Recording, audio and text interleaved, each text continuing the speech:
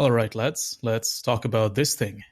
For the sake of integrity, I have to make this edit at the start, to avoid clickbaiting or misleading you. Literally, as I was about to upload this video, I saw this, confirming with a 99% probability that this isn't Elder Scrolls related. So, these are just the insane ramblings of a delusional fool. With that established, let's get right into it.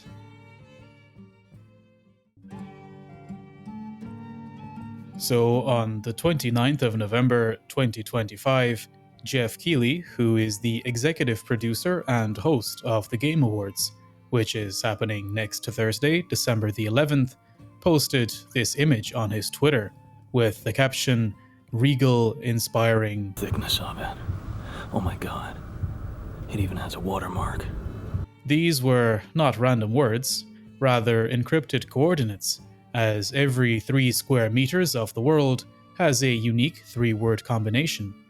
So somebody actually went to these coordinates, and it turns out that this statue was a real physical object located in the Mojave Desert, which confirms that this is Fallout New Vegas Remastered, guys. Thanks for watching. But indeed, the statue is real, and people have visited it, giving us new footage. It can be seen from multiple angles, even occasionally ripping a fat vape, and from these new angles, the real speculation began. I, for one, have grown quite apathetic to potential Elder Scrolls 6 teasers over the last 7 years, but I also realized that the next video that I've already spent like a week working on could be completely invalidated with an even 30-second reveal trailer, and that means that this actually might be real, but you know what?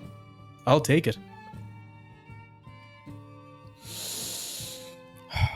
Okay, so let's take a look at the statue itself and examine why it could specifically be Elder Scrolls related. My immediate reaction to this is that, of course, this has the look of an Oblivion Gate, a portal to the realm of one of the Daedric gods. Of course, these gates can have different appearances, like the Deadlands for Mehrunes Dagon, or Cold Harbor for Molag Bal. This one specifically looks very similar to the Vermina pillar from the Elder Scrolls Online. Indeed, Daedric shenanigans tend to often be the subject of the main quest of Elder Scrolls games, such as Online, Oblivion, and Battlespire, not that anyone ever played it. Given that the previous title, Skyrim, did not have a central Daedric element, the timing of perhaps Vermina being the main antagonist of Elder Scrolls 6 would make sense. Now, let's zoom in a bit and examine the individual components of the pillar to try to make some hopium-induced connections. And a big shout out to the schizophrenics at the TES6 subreddit for discovering most of these before I did. The first striking feature of the composition is obviously the central element of what appears to be an eye, and these strange protrusions, which bear a resemblance to Watchers, a type of Daedra most often associated with Hermaeus Mora, the Prince of Knowledge, but have also been known to serve others, like Molag Bal and, yes, Vermina. Also to note that this thing actually lights up at night, not only emphasizing its portal-esque appearance, but also reminding me of the Daedric siege crawlers that we see in Oblivion. If we examine the part of the statue that was revealed in the initial tweet, there are a number of elements here that suggest its relevance to the Elder Scrolls. First, we have the crocodile, which could be 3 different things. First, this could be a Daedroth, a towering Daedric monstrosity, in line with the rest of the otherworldly imagery of this statue. It could be a were-crocodile, as these very much exist in lore. And finally, it could be just, well, a crocodile. It is pretty much agreed by almost all theories that the Elder Scrolls 6 will take place in Hammerfell, a mostly North African-inspired province, a real-life location with a large distribution of these reptiles. Next, we have the armor, seemingly a cuirass, which looks like it could be from a number of different things. This banded, layered texture looks similar to the blade's armor from Skyrim, potentially hinting at the Emperor's bodyguards themselves, or even the Akaviri, who inspired this armor motif. The layering of the torso, and this shoulder pad in particular, looks to me like Stalrim armor from Skyrim. Or it could even be Elvish armor, and the various animals appearing on the statue could represent the Wild Hunt, a ritual when Bosmer transform into feral beasts and go on a wild stampede across Tamriel. Speaking of animals, aside from the crocodile, there is also a wolf's head on the same side of the statue.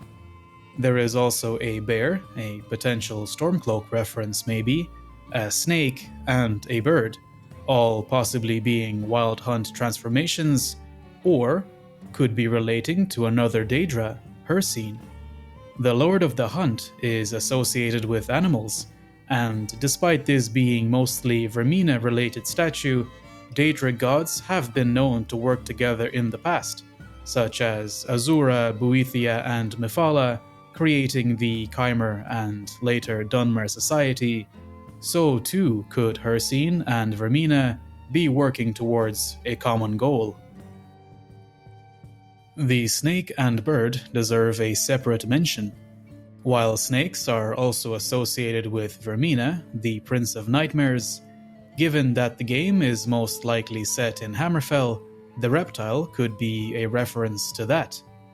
The serpent god, known as Satakal the Worldskin, is the Yokudan, or Proto-Redguard, god of everything. That's literally what he's called, the god of everything. To the ancient Yokudans, all the worlds came to rest within the glimmering scales of the Satakal, and considering the large area of the statue covered by the snake, this could be a direct reference to that. The bird, too, might symbolize the Yokudan spirit of air, Tava. This deity was said to have led the Yokudans to Tamriel from their original sinking continent of Yokuda, and is still worshipped today by Redguard sailors. There are a few other minor possible Elder Scrolls connections. The multiple skeletal figures comprising the main body of the statue have the appearance of Draugr from Skyrim, or even Soulshriven, mortals bound to Daedric service, yet another reference to these malicious deities. Mixed in among them are horned demonic faces, some bearing a striking resemblance to various lesser Daedra in service to the Dark Pantheon of the Elder Scrolls. As mentioned previously, the statue itself is located in the Mojave Desert, which would make sense, given that the setting is more likely than not the desert of Hammerfell, as also suggested by the Celebrate 25 Years of Elder Scrolls video, where Bethesda employees were taking scans of rock formations in the White Domes Trail, which is located, of course, in the Mojave Desert. I'm telling you lads, this is New Vegas Remastered. Jokes aside, and sorry to cut off your hopium supply, but Todd Howard did specifically mention in his interview with GQ that the Elder Scrolls 6 is still a long way off. Except that's what he said in February 2014 about their next project, and Fallout 4 was both announced and released the following year. The same man that said he's been wanting to shadow drop things for a long time. Of course, Elder Scrolls isn't the only game with this kind of imagery. Speculation has been rampant about what else the statue could tease, and, if anything, this further supports the Elder Scrolls theory. The most obvious connection here is Diablo, as the aesthetic matches the series the most, the statue being perhaps a marketing campaign for a future DLC, except that it has been confirmed by Jason Schreier to not be Diablo related, as close to a reliable source as you can get, aside from Blizzard themselves. The other possibility was the next God of War game, as that is rumored to be set within an Egyptian-inspired setting, the desert location of the statue and the crocodile motif lending credence to this. The previously discussed armor does also appear to be similar to one of the sets in the previous games. However, this too was denied by Cory Balrog himself, the creative director behind the God of War series. There are, of course, other games this might relate to.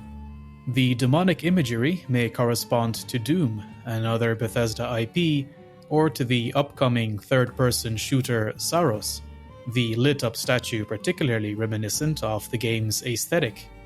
It's also possible that this might be just something else entirely, a completely new product that we have never heard of, and this video is nothing more than speculative nonsense. But remember, Skyrim was announced at the Game Awards all the way back on December 11th, 2010, exactly 15 years before this upcoming event. And funny enough, it was announced in a very similar way with a mural of Alduin's Wall. Another interesting date to note is March 20th, 2006, the release of the original Oblivion, making next year its 20th anniversary. All I can say is, the stars have never before been aligned so much for me to be disappointed next week. But let me know your thoughts and what you think the statue might be, or if you have spotted anything interesting within its design. Maybe this will turn out to be an Oblivion Remastered DLC, which, honestly, I wouldn't be mad about. However, if this is an online expansion, Todd Howard will be receiving a strongly worded email from polybius@gmail.com. Leave a like if you enjoyed the video, and as always, until we meet again.